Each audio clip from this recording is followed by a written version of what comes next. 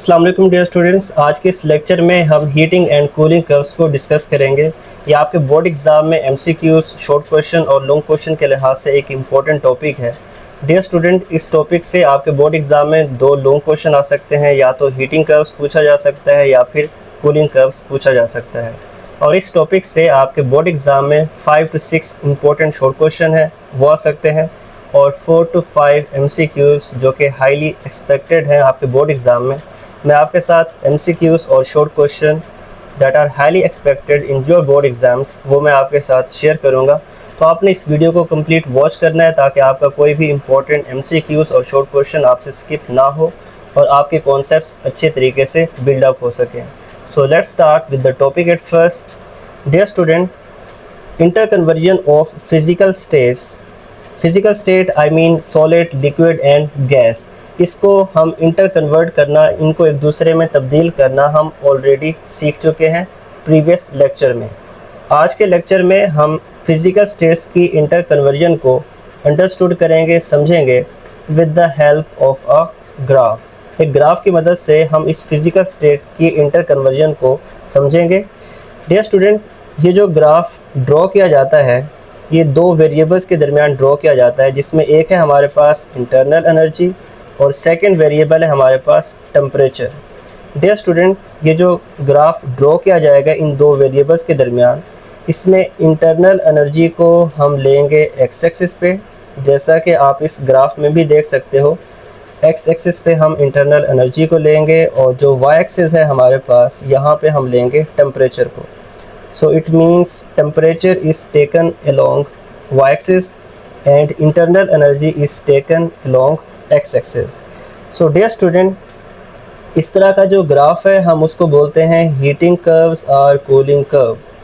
सो dear student, ये graph दरअसल heating and cooling curves को शो करता है। अब हीटिंग कर्व्स किसको हम बोल सकते हैं और कूलिंग कर्व्स किसको बोल सकते हैं डियर स्टूडेंट, वो मैं आपका कॉन्सेप्ट क्लियर करवा देता हूँ इस वक्त आपको ये जो ग्राफ नज़र आ रहा है डियर स्टूडेंट, ये है दरअसल हीटिंग कर्व। और इसके अलावा दूसरा ग्राफ मैंने यहाँ पे आप लोगों के लिए ऐड किया है, ये ग्राफ है हमारे पास दरअसल कूलिंग कर्व। डियर स्टूडेंट, अब इन दोनों ग्राफ में क्या फ़र्क है वो मैं आपको एक्सप्लेन करता हूँ। तो डियर स्टूडेंट, इस ग्राफ को समझने के लिए सबसे पहले हम पॉइंट ए को डिस्कस करते हैं। डियर स्टूडेंट, हमारे पास जो सब्सटेंस है, सपोज कर लें कि वो सब्सटेंस हमारे पास सॉलिड फॉर्म में है। तो पॉइंट ए पे जो डियर स्टूडेंट हमारे पास सब्सटेंस है ये सॉलिड फॉर्म में है। जब हम इसको हीट करेंगे तो इसका टेम्परेचर इंक्रीज़ करेगा। टेम्परेचर के इंक्रीज़ करने की वजह से इसकी इंटरनल एनर्जी भी इंक्रीज़ करेगी। इसी वजह से डियर स्टूडेंट आप देख सकते हो ए और बी के दरमियान जो एक लाइन है वो सीधी ऊपर की तरफ जा रही है। तो लाइन का ऊपर की तरफ जाना इस चीज़ को शो करता है कि एक्स एक्सिस पे जो इंटरनल एनर्जी है और वाई एक्सिस पे जो टेम्परेचर है वो दोनों एक दूसरे के डायरेक्टली प्रोपोर्शनल हैं। डायरेक्टली प्रोपोर्शनल का मतलब ये होता है कि अगर एक चीज़ बढ़ती है तो दूसरी चीज़ भी उसी हिसाब से बढ़ रही होती है, इंक्रीज़ हो रही होती है। तो डियर स्टूडेंट, ए से बी तक अगर हम देखें तो सॉलिड को हीट करने की वजह से इसका टेम्परेचर बढ़ रहा है और इसकी इंटरनल एनर्जी भी बढ़ रही है। तो डियर स्टूडेंट, जैसे ही पॉइंट बी पे हम पहुँचेंगे तो ये वो टेम्परेचर है जिस पर सॉलिड मेल्ट होना शुरू करेगा। डियर स्टूडेंट, जब सॉलिड मेल्ट होता है तो ये सॉलिड किस में कन्वर्ट हो जाता है, लिक्विड में। तो डियर स्टूडेंट, जिस टेम्परेचर पे, जिस पॉइंट पे सॉलिड मेल्ट होना स्टार्ट करता है उस टेम्परेचर को, उस पॉइंट को हम बोलते हैं मेल्टिंग पॉइंट। अब जैसे ही सॉलिड मेल्ट होना स्टार्ट करेगा तो वहाँ पे जब हम टेम्परेचर को इंक्रीज़ करेंगे तो टेम्परेचर अब नहीं बढ़ेगा। अब हम तो हीट दे रहे होंगे उस वक्त भी, लेकिन वो हीट टेम्परेचर को नहीं बढ़ाएगी, बल्कि जो टेम्परेचर है वो क्या रहेगा डियर स्टूडेंट, कांस्टेंट रहेगा। और इस चीज़ को आप ग्राफ में देख सकते हो, पॉइंट बी से लेकर सी तक जो आपको एक लाइन नज़र आ रही है वो बिल्कुल कांस्टेंट नज़र आ रही है, ना तो वो ऊपर की तरफ जा रही है ना ही वो नीचे की तरफ आ रही है। तो डियर स्टूडेंट, कर्व का बिल्कुल कांस्टेंट हो जाना इस चीज़ को शो करता है कि टेम्परेचर ना तो बढ़ रहा है यहाँ पे और ना ही टेम्परेचर कम हो रहा है। तो इसका मतलब है यहाँ पे जब हम हीट प्रोवाइड करेंगे तो जितना भी सॉलिड है दरअसल वो लिक्विड में मेल्ट होता जाएगा, लिक्विड में कन्वर्ट होता जाएगा, तब तक जब तक कि सारे का सारा सॉलिड लिक्विड में कन्वर्ट ना हो जाए। तो डियर स्टूडेंट, ये जो हमारे पास पॉइंट सी है, ये वो पॉइंट है जिस पर सारे का सारा सॉलिड लिक्विड में कन्वर्ट हो चुका है।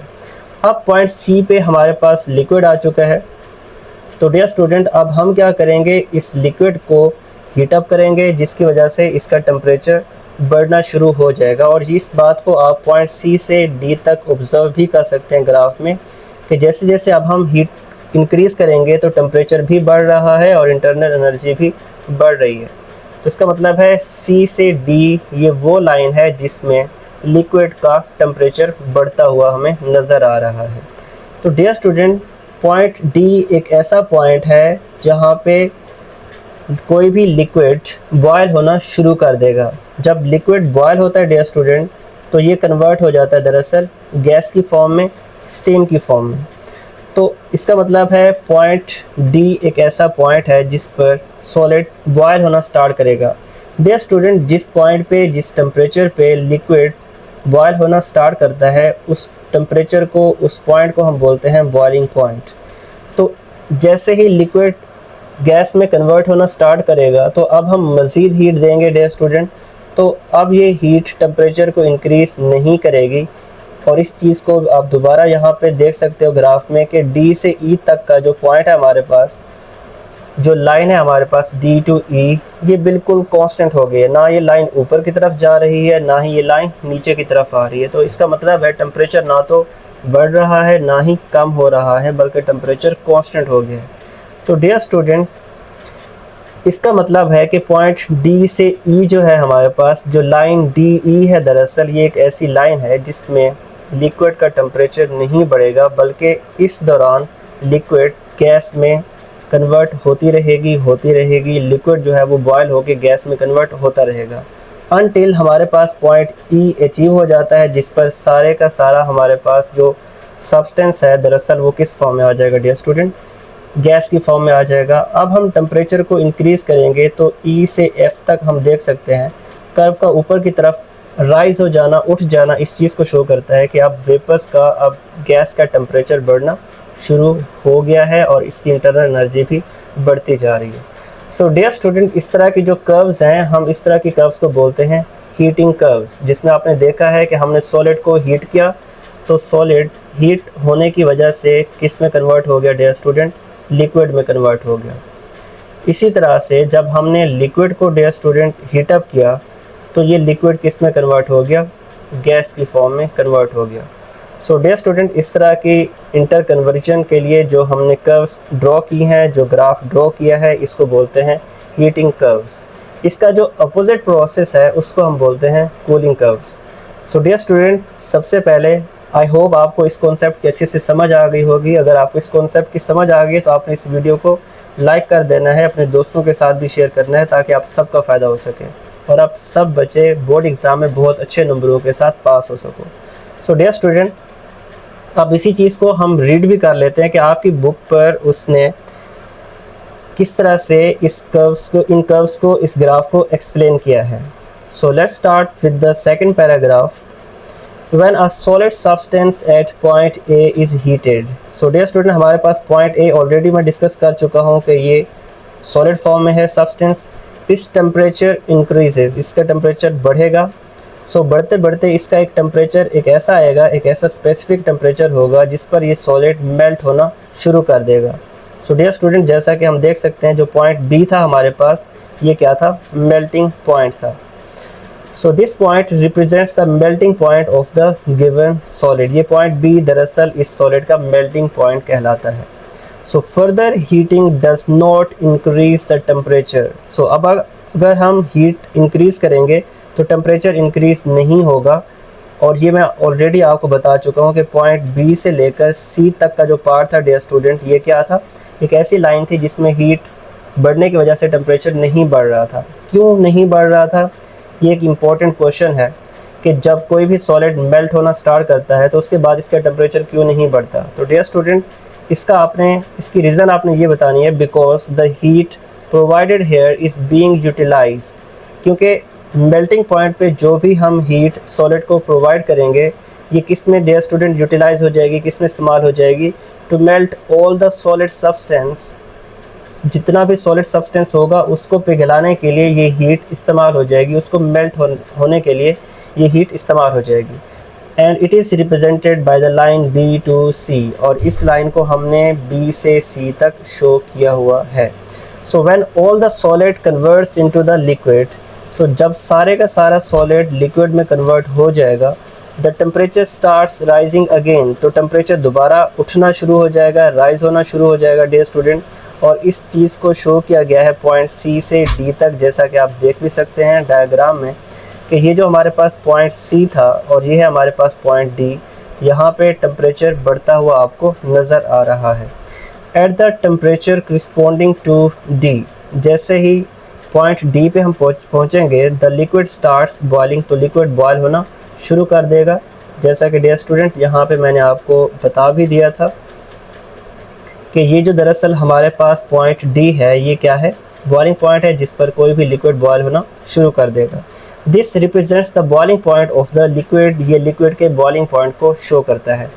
अगेन फर्दर हीटिंग, अब हम अगर मज़ीद हीटिंग को इंक्रीज़ करेंगे, it does not increase the temperature, ये टेम्परेचर को नहीं बढ़ाएगा, till the whole liquid is converted into gas.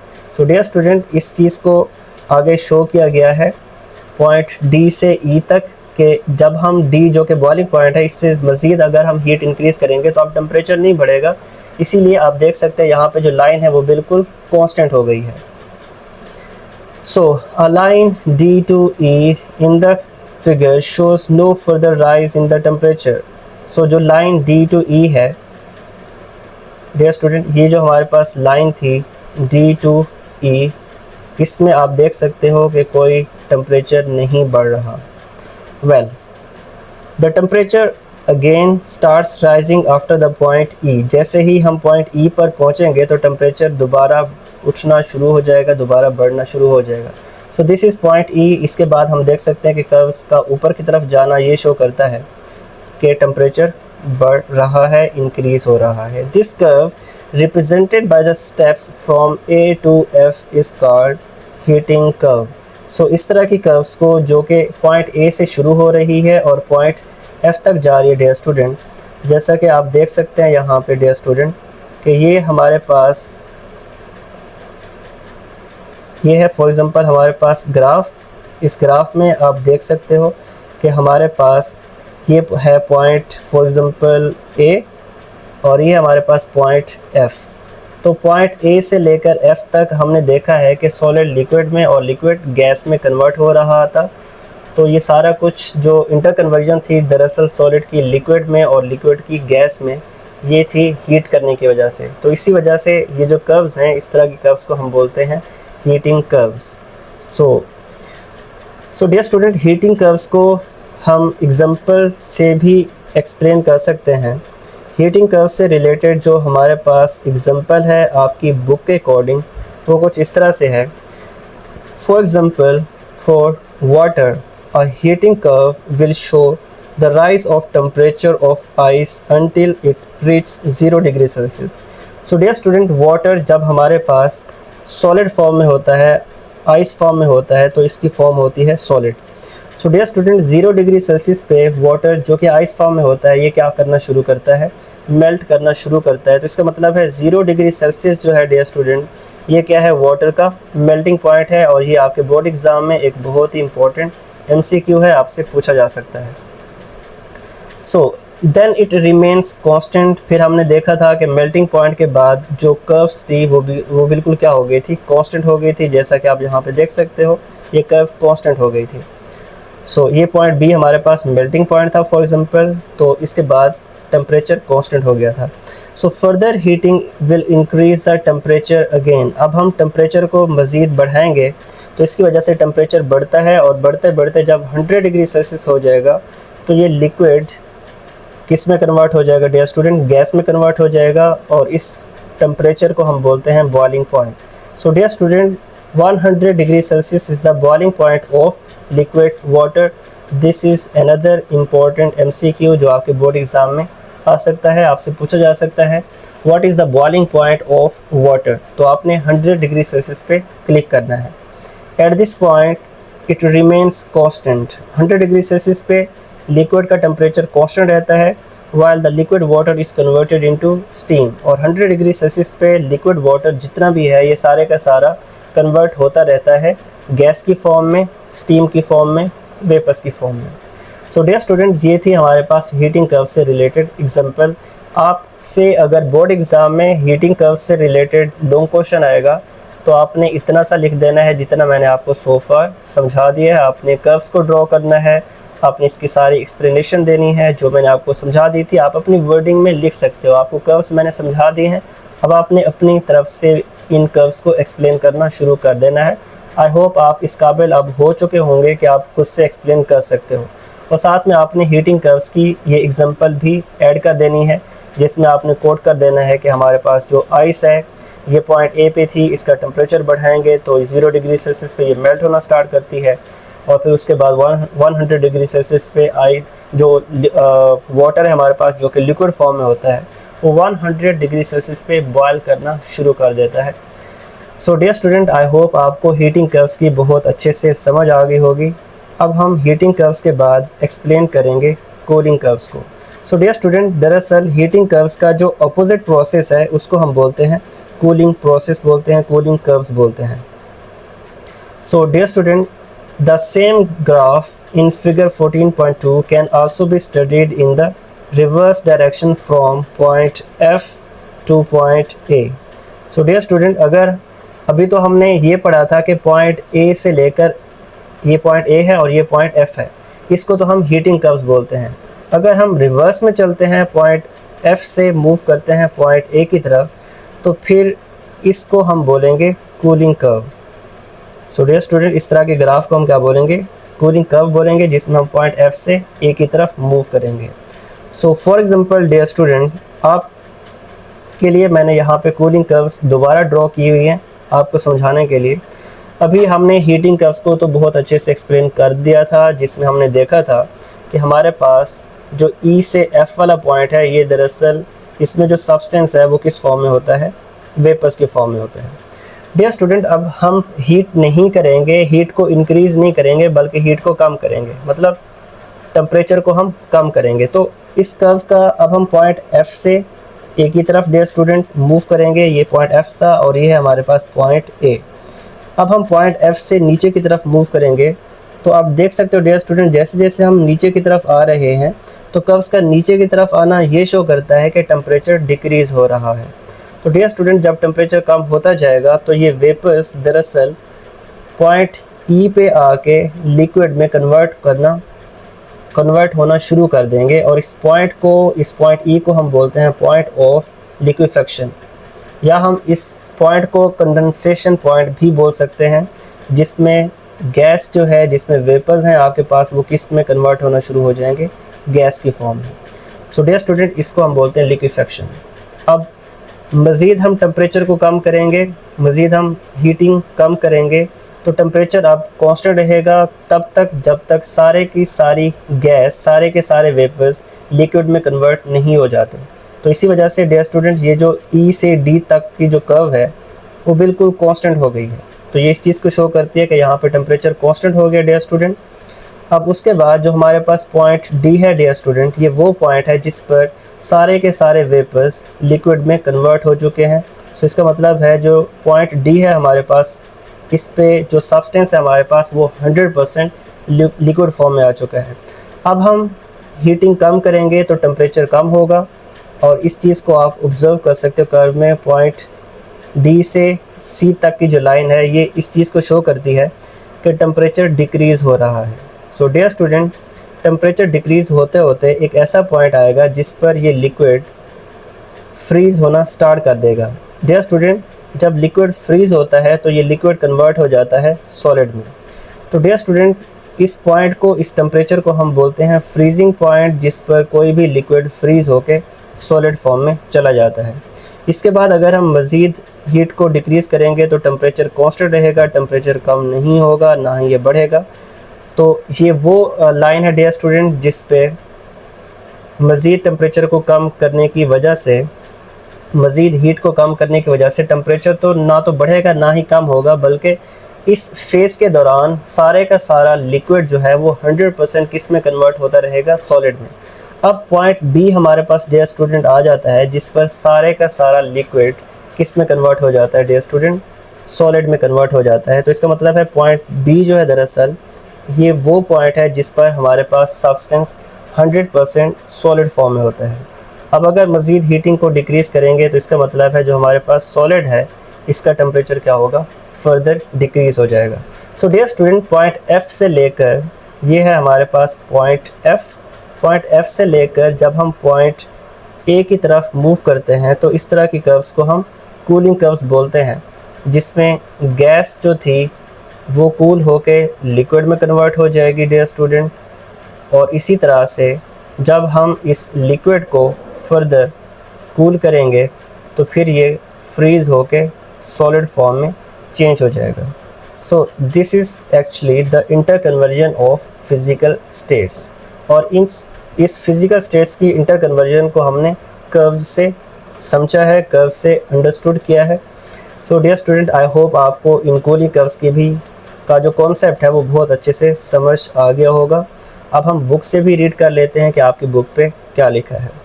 So when the gas present at point F is cooled its temperature starts decreasing.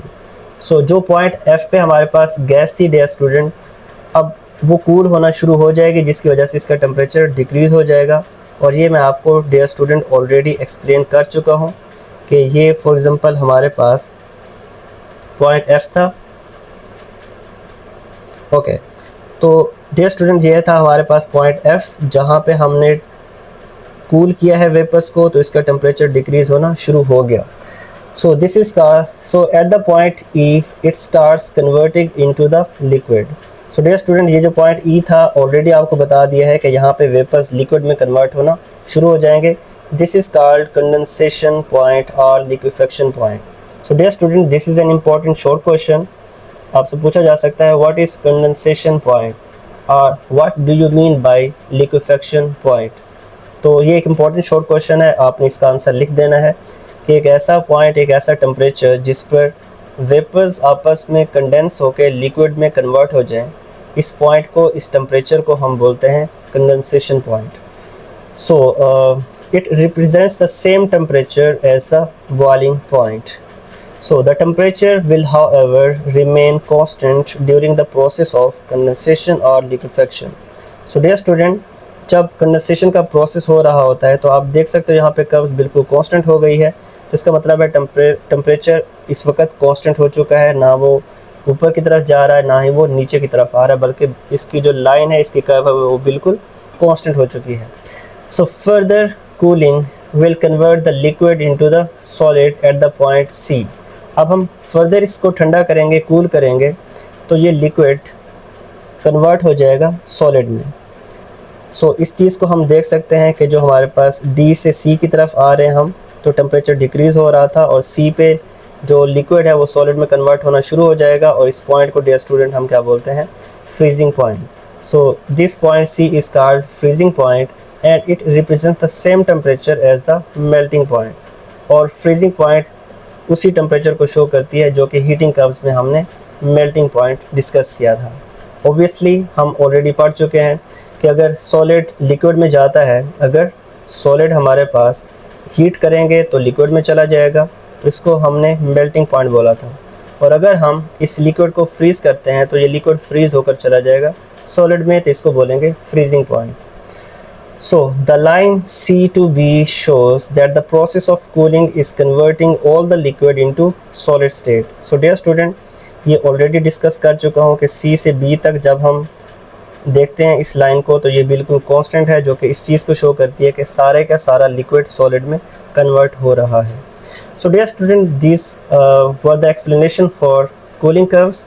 अब हम cooling curves के लिए example को समझ लेते हैं। सो ये है हमारे पास एग्जाम्पल फॉर कूलिंग कर्व्स। अगर आपके बोर्ड एग्जाम में cooling curves as a long question आता है तो आपने इसका ग्राफ ड्रॉ करना है, ये सारी एक्सप्लेनेशन खुद से लिख सकते हो, जो मैंने आपको कॉन्सेप्ट दिया है उसी को आप अपनी वर्डिंग में लिख सकते हो, और साथ में आपने एग्जाम्पल भी मेंशन करनी है। सो कूलिंग कर्व्स की एग्जांपल ये है dear student, a cooling curve for water will show the temperature of the steam decreasing until it reach 100 degree Celsius. So dear student, हम ऑलरेडी यहाँ पर डिस्कस कर चुके हैं कूलिंग कर्व्स में कि हमारे पास ये वेपर्स थे, जब हम इनका टेम्परेचर कम करेंगे और ये 100 डिग्री सेल्सियस पे आ जाएगा। तो 100 डिग्री सेल्सियस क्या था डियर स्टूडेंट? ये था दरअसल लिक्विड का बॉइलिंग पॉइंट और वेपर्स का कंडेंसेशन पॉइंट। क्योंकि 100 डिग्री सेल्सियस पे जो लिक्विड होता है हमारे पास, ये कन्वर्ट हो जाता है डियर स्टूडेंट किसमें? गैस में, वेपर्स में। तो इसको हमने बोला था बॉइलिंग पॉइंट। तो इसी तरह से जब हम 100 डिग्री सेल्सियस से ऊपर की तरफ जाते हैं तो सारे का सारा सब्सटेंस गैस में चला जाता है। 100 डिग्री सेल्सियस से नीचे की तरफ आएंगे तो फिर गैस कन्वर्ट हो जाएगी लिक्विड में, और इस टेम्परेचर को डियर स्टूडेंट हम क्या बोलते हैं? हम इस टेम्परेचर को बोलते हैं freezing point, sorry condensation point, जिसको हम CP बोल सकते हैं या फिर लिक्विफेक्शन पॉइंट LP भी बोल सकते हैं। Well, then it remains constant while the steam condenses into liquid water. So dear student, ये आपके बोर्ड एग्जाम में एक इम्पोर्टेंट MCQ भी है। एक तो आपको पता है कि 100 डिग्री सेल्सियस दरअसल बॉइलिंग पॉइंट है लिक्विड वाटर का, इसी तरह से ये 100 डिग्री सेल्सियस कंडेंसेशन पॉइंट भी है लेकिन वेपर्स का। सो नेक्स्ट हमारे पास लाइन है, the temperature decrease again until it reach 0 degree Celsius, finally it remains constant while the liquid water change into ice. So line B to C and D to E show that here the given energy is being utilized to change the phase from solid to liquid and from liquid to gas.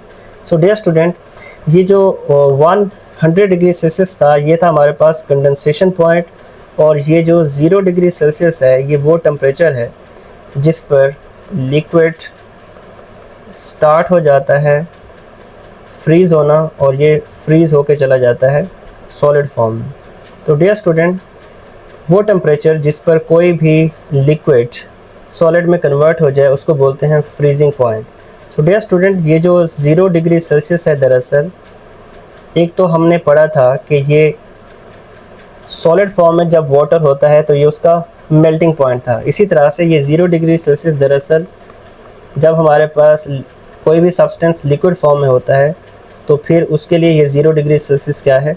Freezing point है, क्योंकि ये वो point है जिस पर कोई भी liquid fridge होके सॉलिड में कन्वर्ट हो जाता है। जैसा कि आपके पास पानी है, वाटर है, अगर आप उस पानी को जो कि लिक्विड फॉर्म में होता है उसको फ्रिज के अंदर रख दें तो वहाँ पे टेम्परेचर बहुत ही ज़्यादा कम होता है। तो 0 डिग्री सेल्सियस पे जो आप पानी रखते हो वो पानी, वो वाटर कन्वर्ट हो जाता है सॉलिड आइस में।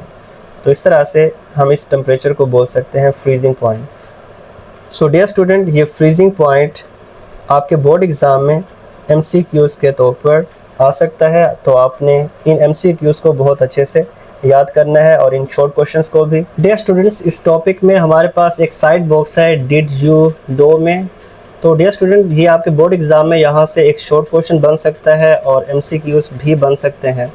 तो मैं आपको बता देता हूँ कि शॉर्ट क्वेश्चन और MCQs कौन कौन से बन सकते हैं।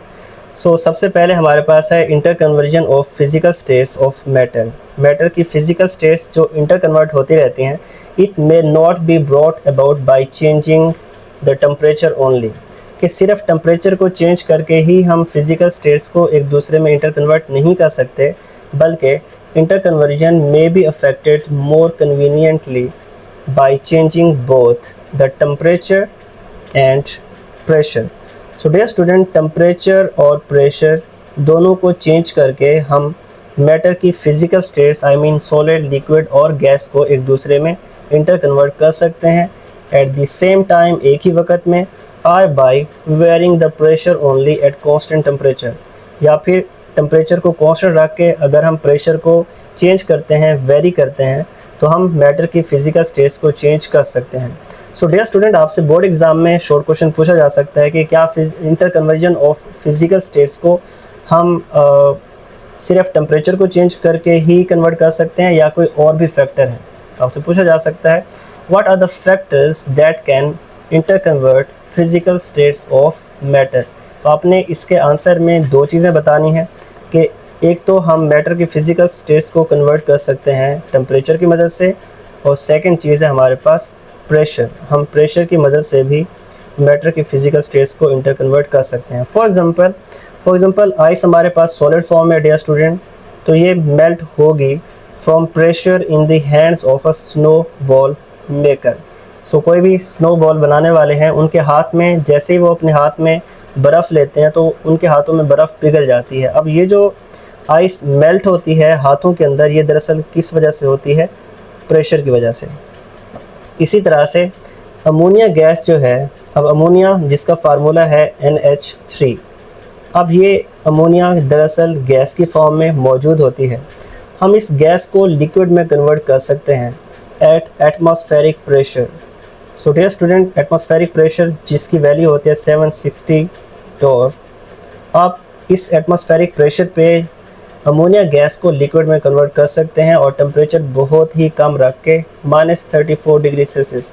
सो इतने लो टेम्परेचर पे आप किसी भी, फॉर एग्ज़ाम्पल अमोनिया जो कि हमारे पास गैस की फॉर्म में है, इसको आप लिक्विड फॉर्म में कन्वर्ट कर सकते हैं। सो NH3 पहले गैस की फॉर्म में था, अब ये किस फॉर्म में आ गया है? लिक्विड फॉर्म में।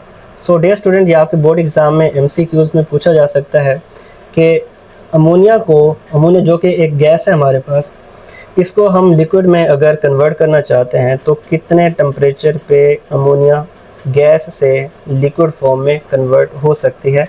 सो इसका जो राइट आंसर है डियर स्टूडेंट वो क्या है? -34 degree Celsius. So this is an important MCQ। Alternatively, it can also be liquefied. So dear student, हम गैस को लिक्विड में कन्वर्ट कर सकते हैं by exerting a pressure 1 megapascal. So this is pressure that can be used to convert a gas into liquid. और इसी तरह से हम 25 डिग्री सेल्सियस जो कि रूम टेम्परेचर है, दरअसल हम इस रूम टेम्परेचर पे भी गैस को लिक्विड में कन्वर्ट कर सकते हैं। सो डियर स्टूडेंट, ये आपके बोर्ड एग्ज़ाम में MCQs के तौर पर पूछा जा सकता है कि what is the value of room temperature. So इसका जो राइट आंसर आपने बताना है वो है 25 degree Celsius. So dear student, I hope आपको इस साइड बॉक्स की अच्छे से समझ आ गई होगी। सो डियर स्टूडेंट, हमारे पास एक और साइड बॉक्स है इंटरेस्टिंग इन्फॉर्मेशन से रिलेटेड। इसमें फेस चेंज मटेरियल से रिलेटेड बात की गई है कि ऐसे मटेरियल्स जिनका फेस चेंज होता रहता है, सॉलिड से लिक्विड, लिक्विड से gas and vice versa, these materials are used in thermal regulation such as clothing or building insulation. So dear student, कुछ मटेरियल्स ऐसे होते हैं जिनका फेस चेंज होता रहता है, तो इस तरह के मटेरियल्स को हम थर्मल रेगुलेशन में इस्तेमाल करते हैं। थर्मल रेगुलेशन का मतलब है टेम्परेचर को रेगुलेट करना, टेम्परेचर को बरकरार रखना।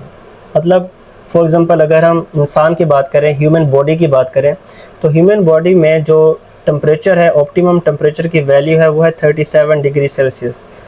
अब ये टेम्परेचर सर्दियों में भी और गर्मियों में हमारी बॉडी मेंटेन करने की कोशिश करती है, हमारी बॉडी इस टेम्परेचर को रेगुलेट करने की कोशिश करती है। अब इसके लिए हम क्या करते हैं? इस टेम्परेचर को मेंटेन करने के लिए हम सर्दियों में गर्म कपड़े पहनते हैं, जबकि गर्मियों के मौसम में हम ऐसे कपड़े पहनते हैं जिनसे हमें गर्मी ज़्यादा नहीं लगती। तो दरअसल ये जो मटेरियल्स होते हैं जिनको क्लॉथिंग और बिल्डिंग इंसुलेशन में यूज़ किया जाता है, इनका काम क्या होता है? To store and release thermal energy. इनका काम होता है एनर्जी को स्टोर करना और एनर्जी को रिलीज़ करना। सो इसी हिसाब से हम सर्दियों में गर्म कपड़े और गर्मियों के मौसम में ऐसे कपड़े पहनते हैं जिनसे हमें ठंडक पहुंचती है, जिनसे हमें गर्मी नहीं होती। सो डियर स्टूडेंट्स, मैं उम्मीद करता हूं कि आपके कॉन्सेप्ट्स इस वीडियो से क्लियर हो गए हैं। अगर आपको ये वीडियो पसंद आई तो आपने इसको लाइक करना है। अगर आपका कोई क्वेश्चन है तो आपने कमेंट सेक्शन में लाजमी पूछना है। I will try my best to reply you students as soon as possible. अपने दोस्तों के साथ भी आपने इस वीडियो को शेयर करना है ताकि आप सब बच्चे बोर्ड एग्ज़ाम्स में बहुत अच्छा परफॉर्म कर सको। सो डियर स्टूडेंट्स, अगर आप हमारे इस यूट्यूब चैनल पे न्यू आए हैं तो आपने इसको सब्सक्राइब कर लेना है ताकि आने वाले जितने भी अपकमिंग लेक्चर्स हैं वो आपको टाइमली मिल सकें।